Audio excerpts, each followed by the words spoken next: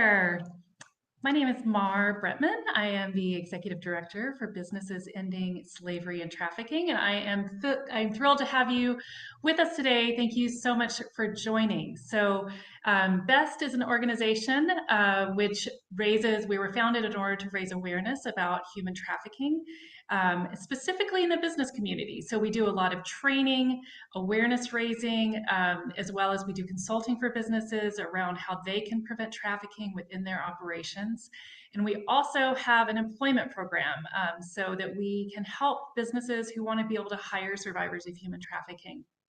We are here today on this topic of child online safety, because many of the people that we've worked with for many years, they are now working at home and their kids are now at home. And so we wanted to be able to provide a resource to you as parents, those of you who we've worked with for many years and those of you who we are getting to know newly. So we wanted to be able to provide a resource to you as parents, because as we have seen the impacts of COVID hit, we've been seeing an increase in the ability of traffickers to recruit children online. So I'm thrilled to be able to present this to you today so that we as parents can learn what we can do to be able to keep our kids safe while they're spending a lot more time online and less time with their peers and less time with a lot of the loved ones that they would normally be with.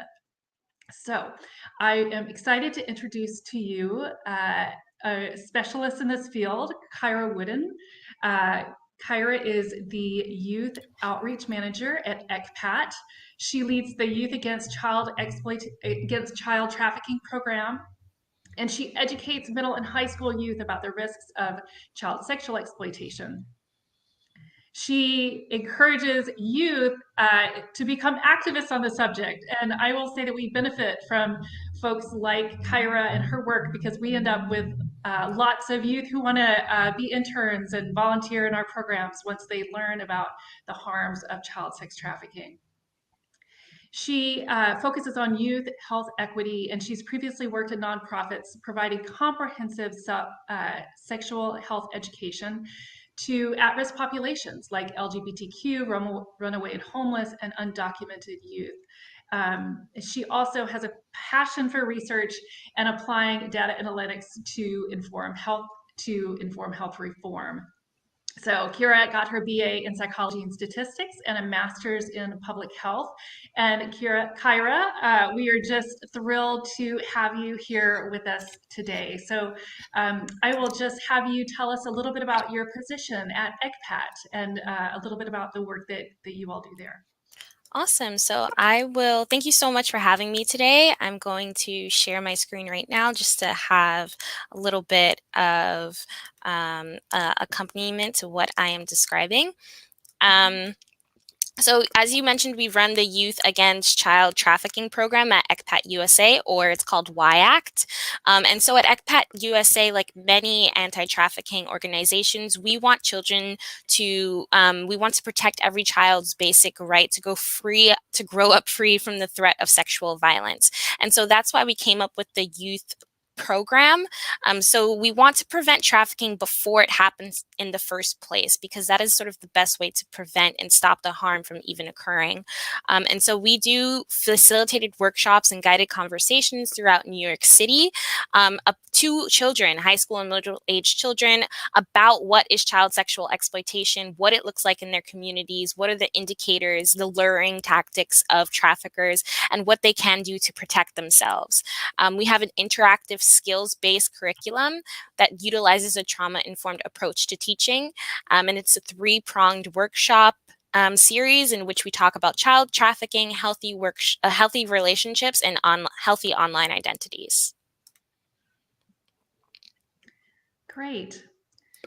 Thank you so much for that introduction. ECPAT also does some training in the hotel industry like we do, and we have been working with ECPAT for many years. You work for a fantastic organization that has been pioneering a lot of the work around child safety in the US. So thank you for all the incredible work you've done.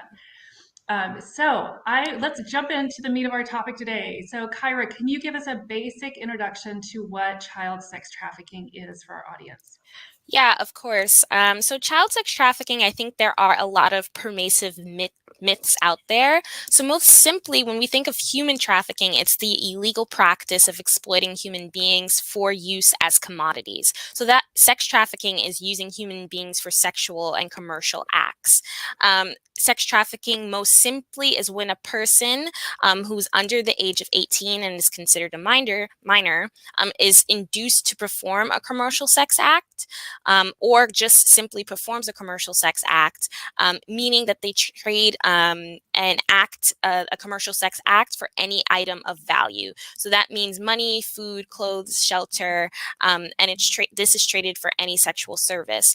So just any child who engages in commercial sex, whether they have a trafficker or not, is considered a victim of child trafficking. Children cannot consent to sex, so they cannot consent to being trafficked or to engage in prostitution, as some may call it. And also the tactics that recruiters, traffickers, groomers, and their associates use are very much similar and mirror the dynamics of other child abuse and maltreatment abusive tactics as well. So that's just a basic overview of child trafficking. We often think that children must be kidnapped, they must be transported from other countries. We think of that movie Taken when we think of trafficking, but more often than not, it's simply, or most simply, it's a child committing a commercial sex act. Mhm. So, Kyra, can you help me understand how is child sex trafficking happening online right now? Like, what is it that parents would need to be concerned about? Mm-hmm. So most children, again, they are not kidnapped. What happens is they are groomed for sexual exploitation. So grooming is when the process when a trafficker builds emotional connection or some sort of connection, gains the trust of that child, and with using different tactics such as using a meal, a money, or job, affection. They gain the emotional connection, that trust of the child, and then exploit that child's vulnerabilities, fill the voids, supply the needs that the child may be going through. And collect information about who their main support systems are, their desires, their economic hardships, what their self esteem is like. And they use all of this to sort of exploit the child. So, online grooming is actually very common. So, a trafficker will present themselves to the child as everything they may want. So this can come in the form first of building that emotional connection. They may start off as a really close friend, or might be a significant start off as a significant other, talking with the child that way. Sometimes the trafficker might be a catfish and use a fake identity, or they use the identity of a younger person to lure in that child, and then eventually the trafficker will exploit them. So that's sort of one way, building that emotional connection, that relationship with the child, to further then push their sexual boundaries into trafficking. And another common way grooming happens online is through video gaming websites. So when we think about our younger children, they have sort of this access to Fortnite. They have this access to being able to virtually talk and chat and see people that they can communicate with online. So oftentimes through video gaming, there can be this sort of exchange of sexual services happening online. For example, a trafficker may pose as let's say a younger boy, and befriend a child online, get them to maybe send pictures for some money after they build the trust. And so that's another example of exploitation online. Also, grooming online can happen in the form of promising a reward or promising a job. So we may see fake modeling ads, we may see fake ads for work, or work for a lot, where you can gain a lot of money, and it's all to lure in and have that child meet up with the exploiter in person, to eventually put them into child trafficking. Yeah, you just mentioned that situation about luring someone. We've had a situation at our local airport. We do training for airports as well, where a young person was going to meet someone in Los Angeles to become a model. Right? She'd met them online. They had talked her into coming down. She'd never seen them in person before. They just bought her a one-way ticket to Los Angeles, and she was headed out, and then somebody was paying attention, and I think it was actually her mother who called the airport and said, "Hey, I think my child is going into a really dangerous situation." So the airport police responded immediately, were able to meet that child at the gate, and talk her out of going down to LA, into a situation that could have been incredibly exploitative. The only thing she knew was she didn't have an address. She had nothing. All she knew is that somebody was going to show up with a sign with her name on it, and she was going to go with them to And this modeling agency. oh my So, gosh, and it happens all the time. I've heard very similar stories like that, and we talk about this with our students. They get these ads. A trafficker actually bought the plane ticket for these two 14-year-old girls, and the flight attendant, probably with a training very similar like yours, she knew that something was up, and she was able to realize what was going on. They tried to go on social media and contact the trafficker, and they deleted all of their information, all of their social media accounts. So it is very common, and it happens all the time. And it's very easy for young people to feel manipulated and to trust. Young people are very trusting. So. mhm. See, and you mentioned video gaming. So I have two boys, and a lot of times people think, oh, this child trafficking only impacts girls. So only girls would be vulnerable being online. Can you tell me, like, would my boys be vulnerable, and what age do I need to start really thinking about this? Mhm. Like, when they get how old should I start thinking about it? Yeah, so I think it's very important to know that anybody can be a victim of trafficking and anyone could be a trafficker. So we have to really get these sort of biases out of our mind of what victims and traffickers look like. For victims, the age of trafficking is getting younger and younger, specifically because traffickers can contact young people online and young people have more time and access to their technology. So even though the statistics and the incident rates are and the prevalence rates are very wishy-washy because we don't have specific data on the insidiousness of this crime, but from what we know, Polaris reports that trafficking, the average age may be for girls maybe around 14, for boys even younger, around 12. And probably even younger now, considering all the ways that young people use media, use social media, use gaming platforms, use these platforms that catfishers and predators are just waiting for young, vulnerable people to be on. So with this in mind, it happens to our children younger and younger. I think it's very important to talk with our children about these things as early as possible. And I know that sounds really scary, but that doesn't necessarily mean you have to talk about it in the sense of someone's going to sex traffic you. For younger kids, this is a conversation with parents and their children about where in the living room you may be allowed to play with your technology. Who are your trusted adults to go to if you feel that something's wrong? What does safe and unsafe touching look like? So these are conversations we can have as early, and we should have as early as we can, so they don't fall victim to a trafficker. For older kids, that's when we really want to dig deep into what their relationships with their peers, with their friends, with their online peers looks like, and digging in and making sure that they know the difference between what is toxic behavior and what isn't toxic behavior, and who's trying to exert their power, exert their control over them, and potentially exploit them. So those conversations can become more complex as they get older, but I think the sooner the better, because traffickers are not waiting to exploit, and so we shouldn't. They are banking on our lack of awareness. They're banking on the fact that the community doesn't know what to look out for, that the community isn't talking about it, so they can still remain low risk and anonymous in doing these and doing their work. Mhm. That's fantastic. Yeah, there's a local organization, local to Seattle, started by who helped to start it was Dr. Deborah Boyer, who has done some early research on the link between prostitution and prostitution and child abuse, right? So it's sexual abuse in childhood. And she helped to start this organization called Committee for Children, and they have an incredible curriculum for adults as well as for teachers on how to keep kids safe from like kindergarten up. So when my kids were, really young, I hear them say things like, "It's my body, it's my choice," like "It's my body, you can't touch me," things like that, which I know I haven't been telling them. So I think they're getting from this incredible social emotional curriculum, which is what you're talking about, which is like teaching kids basic boundaries around their bodies at young ages and ways they can understand. Um, and teaching them healthy relationships, just like you all do through your work at ECPAT. So, can you give us some other online safety tips? What should we as parents be on the lookout for? Yeah, how can we keep our kids safe online?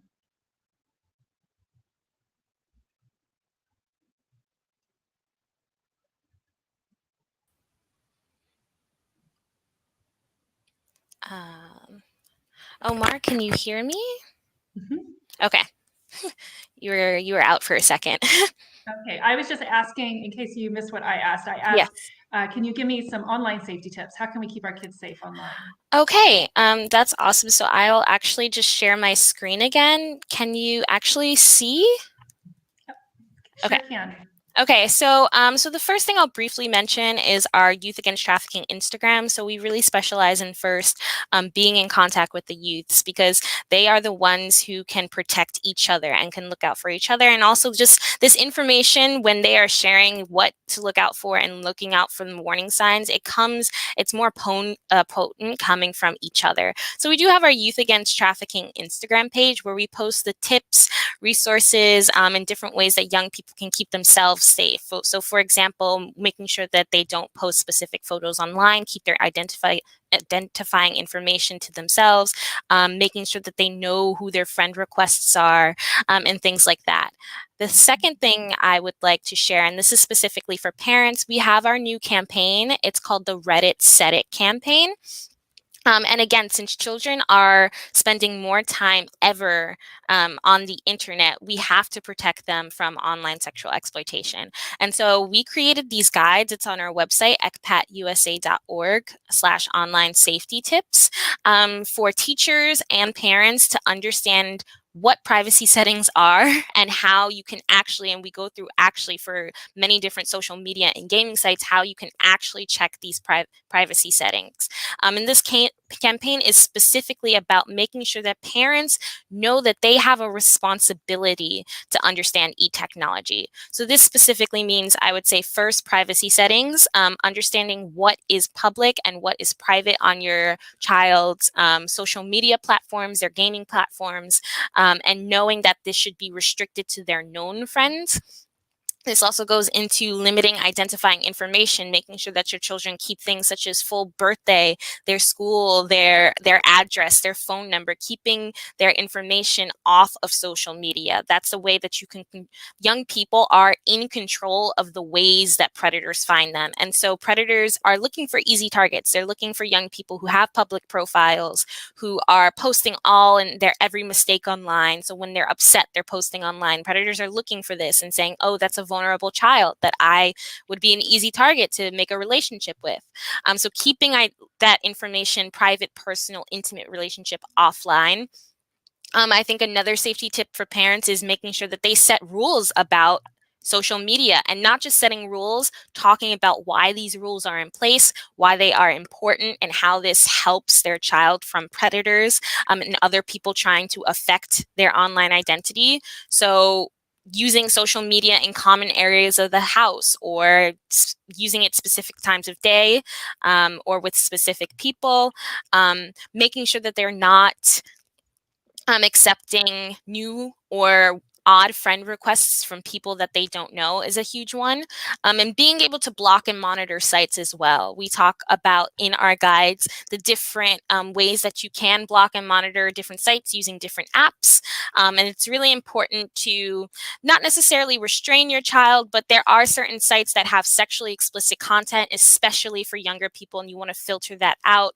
We don't want accidental exposure, and we don't want them to necessarily talk to people who may not necessarily have their best interests at heart. And finally, in addition to these online safety tips, I would like to say that children who are most vulnerable are the children who feel friendless, who feel alone, who don't have a good safety net, or who feel bad about themselves, or sometimes have suffered some sort of private form of abuse. So their boundaries, as we were talking about, can be easily crossed. It's hard for them to enforce their boundaries. So having conversations with your child about healthy relationships, about online safety, about the dangers, having these candid conversations in a way that makes them feel safe and not judged for them living their lives. I think that's something that we really have to understand, that for a lot of students, like, crossing sexual boundaries is normalized in the media. It's normalized in the way young people interact. We see it all the time. And so making sure that we are creating this safe space where young people can feel that they can come to their trusted parents, their trusted adults, instead of going to another adult who may be trying to harm them. That is really helpful, Kyra. And as others, I'm sure lots of people have questions about what they can do to keep their kids safe. So please feel free to add any questions you have to the comments. Another question I wanted to ask you is, are there, as far as the social media sites that we need to be thinking about, are there recommended ages at which, by which we should or should not be setting up, social media accounts for our kids? And then are there sites that lend themselves, or more predatory, that more predators are on, and so we should avoid?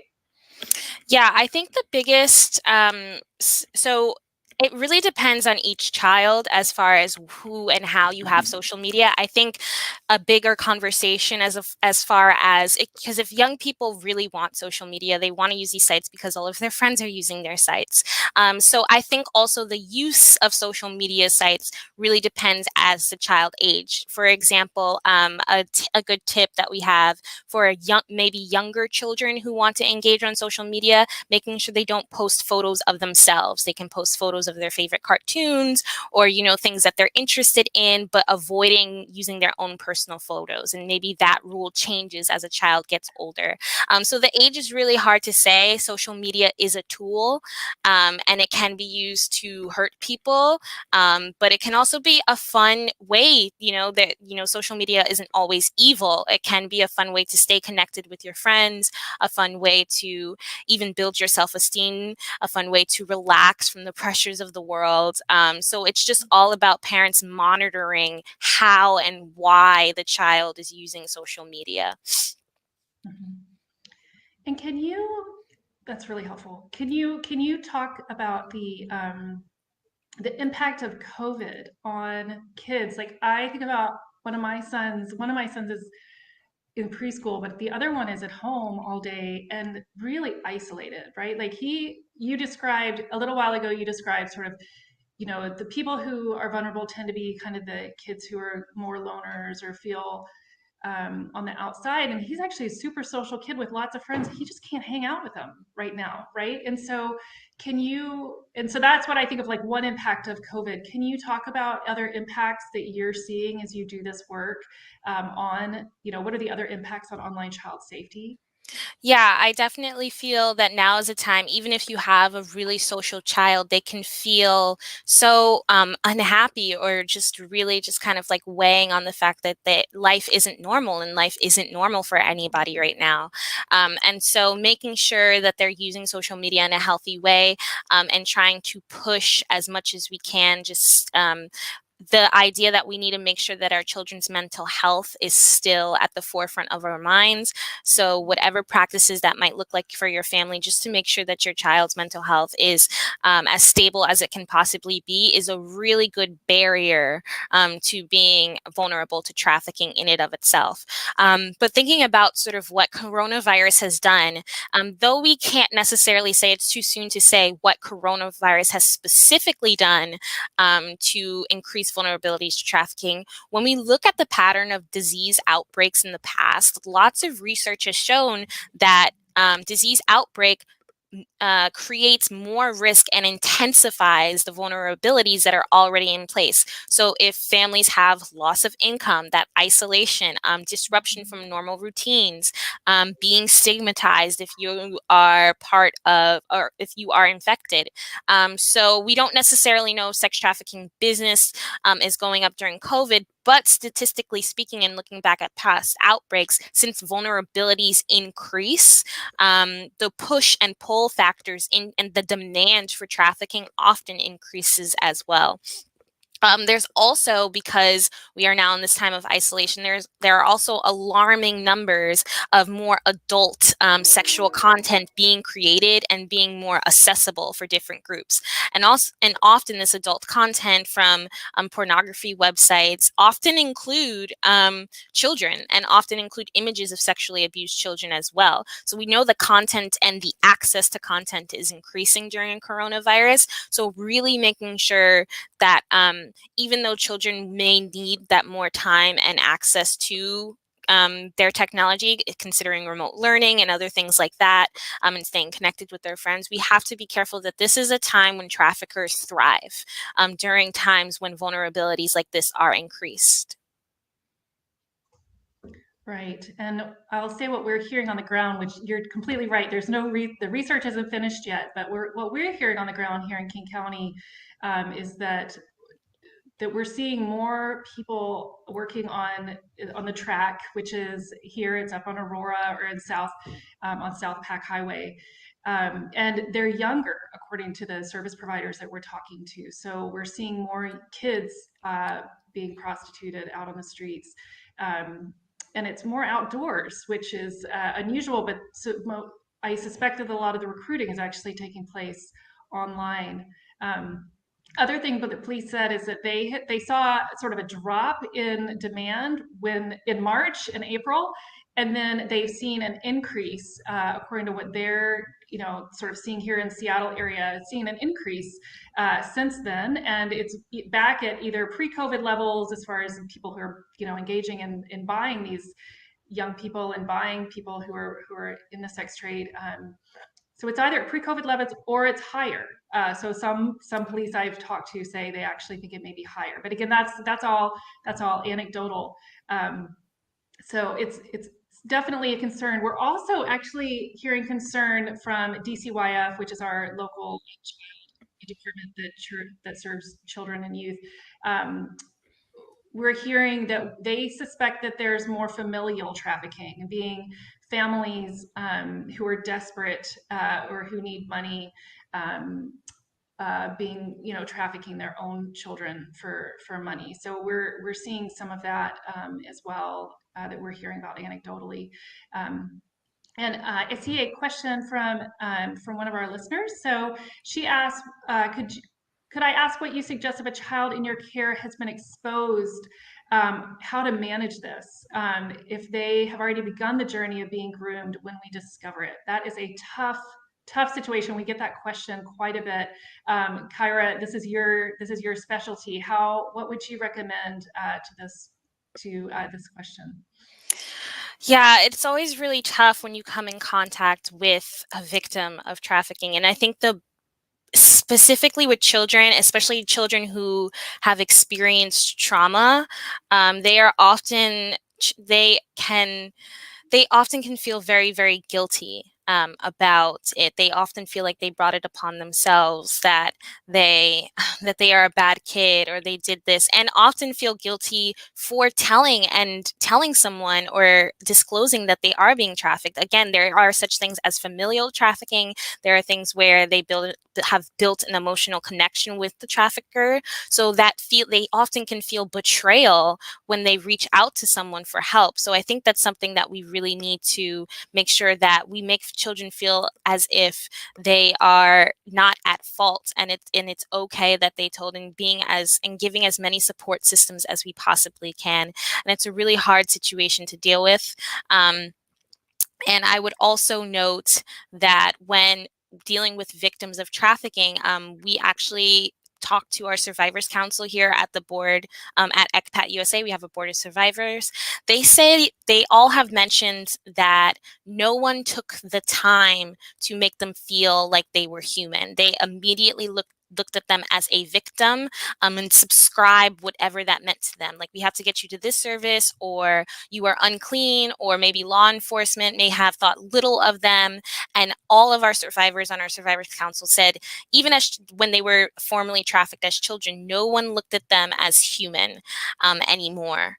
And so even if we're trying to help these children, we have to make sure that we are treating them as a fellow human being and taking the time to really, really, really listen to what their needs are, especially when they can't, especially for younger children, when they can't necessarily express them ourselves. So having that empathy as much as you can throughout the entire process, I think, is really important. And I think also, I will also sort of admit that, I work more in prevention and sort of working with survivors, especially young children of trafficking, are not my specialty, and definitely reaching out to more service providers as for what you should do in these situations would be much better than anything I can say. But having that empathy, I think, is really important. Yeah, there is a national human trafficking hotline, which we'll put the number in our comments here. It's 1-888-37 37888, which you can call if you want to get a list of social service providers in your area or close by. And we've also gotten a question around just grooming, right? So say, and I'm not sure if this listener was referring to this as well, say the child is just in a grooming process, or the parent suspects that they're being groomed for trafficking. They haven't actually been trafficked yet. What steps could a parent take in order to try to address that, where they do have that emotional bond with someone they're potentially being groomed for trafficking, and a parent needs to step in? What would you suggest there? I think positive reinforcement is a really good way to sort of, this isn't the only thing you should do, but definitely I think it's a really good way to sway children to really make those informed, healthy decisions for themselves. You can restrict as much as you can a child, but you have to give them sort of the confidence to make decisions for themselves. So I think reinforcing those positive influences in their lives could be very helpful in this sort of sense. So if you know some of their friends who are really good, close, maybe friends that they have always been great friends for them, and are these positive influences, reinforcing those friendships.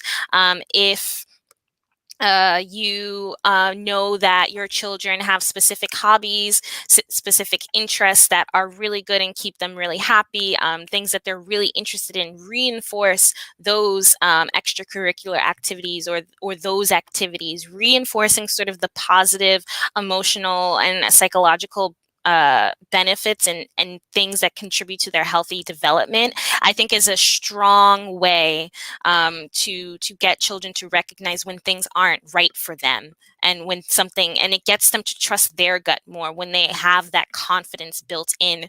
A survivor of trafficking on our board, she said self-esteem is the biggest barrier to traffickers. It's self-esteem, because a trafficker they won't waste their time talking to young people who have higher self-esteem. They're a harder target. They're a harder nut to crack. They are harder to get them to engage in what they want them to engage with. It's just harder. So it's a huge barrier. And I think building that self-esteem as much as you can is really helpful to preventing a trafficking situation. And if a child might be potentially in one, I think is really important.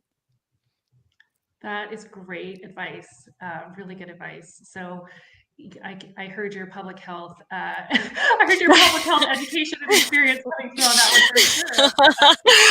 About like building the positive in order to make them most attracted to that, building that self-esteem. That was fantastic. Another thing we've done as well, when we've got this question, is offered to connect the young person, depending on what age they are, but offering to connect them with a survivor, right? So someone a survivor who would be trauma informed to know how to speak with kids, obviously, but someone who could kind of say, hey, look, you know what, this happened to me. Really, you don't want to do this. And these are some of the reasons. So if there's a local agency, a survivor agency that you may be able to connect with, we have here in Seattle, we have some great agencies like Real Escape from the Sex Trade, the Organization for Prostitution Survivors, and other agencies, Washington Trafficking Prevention, who all have survivors who may be able to just connect with that young person and speak with them and kind of let them know what they're really getting into, and what abuse may look like if they continue down that road, if that's an appropriate response. You feel so great. Another question that we got is sort of, a lot of people, you brought up Taken, and a lot of people think, hey, it's if a child does get trafficked, it's going to be a situation where they're like, help me, I'm being trafficked.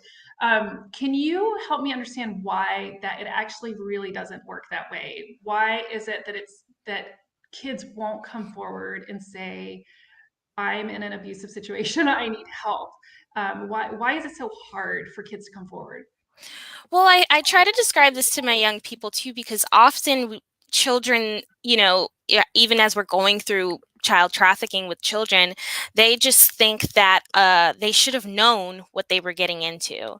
And I try to think of this as, I think we all can attest to being in a relationship or knowing someone in a relationship, that that relationship isn't good for them, even if it's just sort of on this lower end of things. It's not abusive, it's just slightly unhealthy. We all have maybe that friend where we're just like, I don't understand why they are still with that person, and it's sort of this idea that love feels good, and and when you're in love, you're kind of sort of blind to what's actually happening, and the type of bonding that's occurring.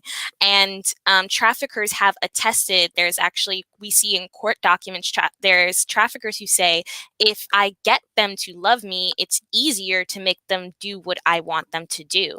And so traffickers are really using these complex manipulative processes that can take a few days for some children, or months or years for other children, building this traumatic bond, and actually trauma bonding with the child. So it starts off as something innocent. It starts off, and we call it, or it used to be called Romeo pimping, where it's like this honeymoon stage in which the trafficker is normal. They are being again, a lot of victims have looked at their trafficker as a significant other or a partner, and so it starts off as sort of amazing. And you don't notice the red flags. You don't notice that they are using controlling tactics over you. You don't notice, and you don't notice the intimidation starting to occur. And once that trafficker starts to change and starts to become more abusive, all a child, especially a child, can think about is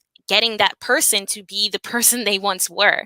And that's where the cycle of abuse starts. It's a child's not thinking of leaving them, or, hurting or leaving their friend or something like that. They're thinking of, what am I doing to make them do this to me? And so that's how the cycle of abuse continues. And so the trafficker will often go through the cycle of expressing love and expressing pain and going back and forth and back and forth. And it's really just psychologically damaging. And it's very hard for children to understand what's going on. And so that's why we also say that most children, or I'll say lots of victims, some victims don't even know that they were trafficked until the abuse has ended, until they're out of it. And it is, again, it's a very complex cycle, this idea of love and pain intertwining with each other. And then this promotes fear for children for leaving the person that they love, or even just fear of the consequences. If they're being abused, the consequences, the trafficker is not going to let their money walk out of the door. It's almost physically, sometimes for some victims, physically impossible for them to leave. And sometimes the alternative, the reintegration back into society, the alternative isn't that great. If you are a homeless child and you have a trafficker who is giving you shelter and giving you food, it's better than being on the street in some cases, even if they abuse you. And then again, sort of this idea of victims not coming forward. We have this huge stigma to victims. Again, you should have been able to notice what was going on. You should have left. And just the reintegration challenges themselves. If you were trafficked for another country and you were undocumented and now you're here, getting an ID can seem impossible going through the processes.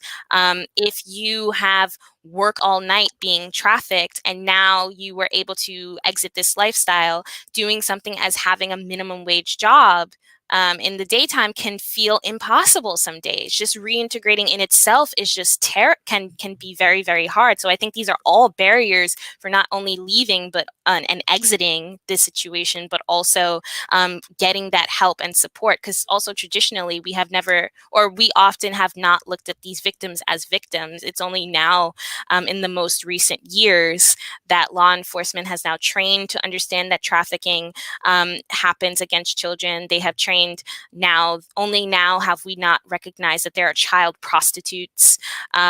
Historically they have had, when we talk to our survivors, they have had huge rap sheets from their time as being a child victim, and they're spending even now getting rid of them and going through the courts to get rid of them. So I think we look at these children as bad kids when in fact they are just victims of abuse. Right. And that was really helpful. Those barriers are some of the reasons that we were asked by survivors to set up our Safe Jobs program, which is to try to aid with reentry. And we serve youth. We also, up to age 24, and then we also serve adults through that program. Our partners who are service providers, we work with them to be able to place them into employment so that they can get out of these incredibly abusive situations, because so many of them are vulnerable and they need money in order to live, like we all do, and they may not be able to rely on their families. Mm-hmm. Okay, so I have one last question for you.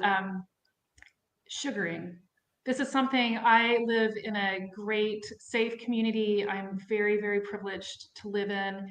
And the other day, I saw on my Facebook feed of parents in my community someone talking about overhearing a conversation between her daughter and her friend at the local high school, talking about sugaring and having this young person had a sugar daddy.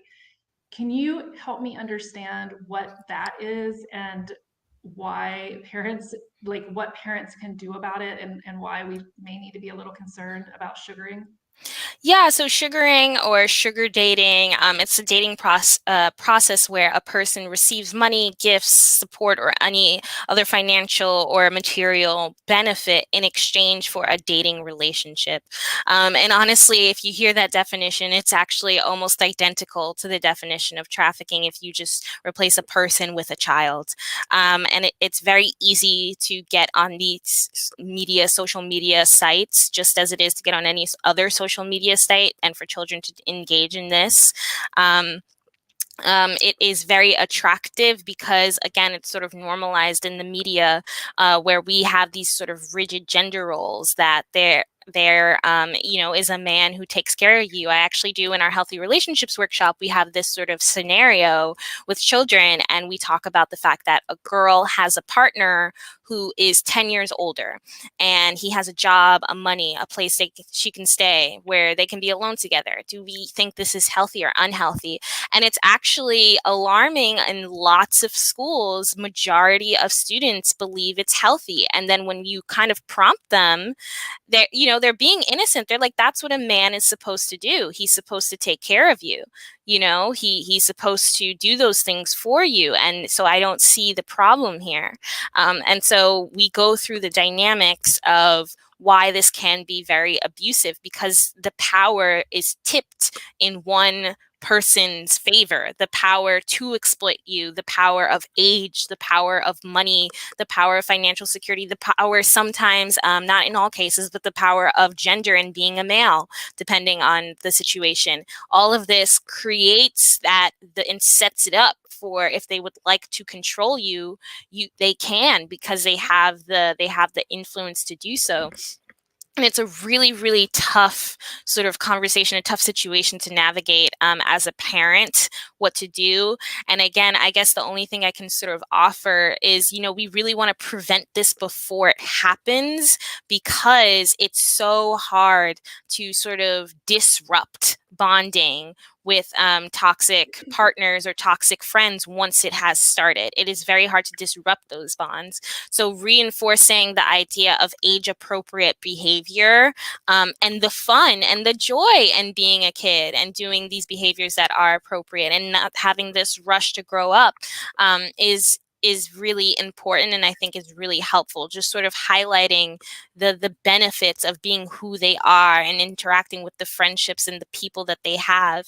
And if we set them up with specific support systems, specific mentoring, specific adult mentors to look around for, and set up that safety net, they won't have to search for it in other men or older men on the sites. So setting up that safety net of just mentoring adults, I think, is important for any age, even at my age. Just knowing that you have these adults in your corner who so you won't have to look for that elsewhere, I think is a really powerful way to combat it. That is great advice.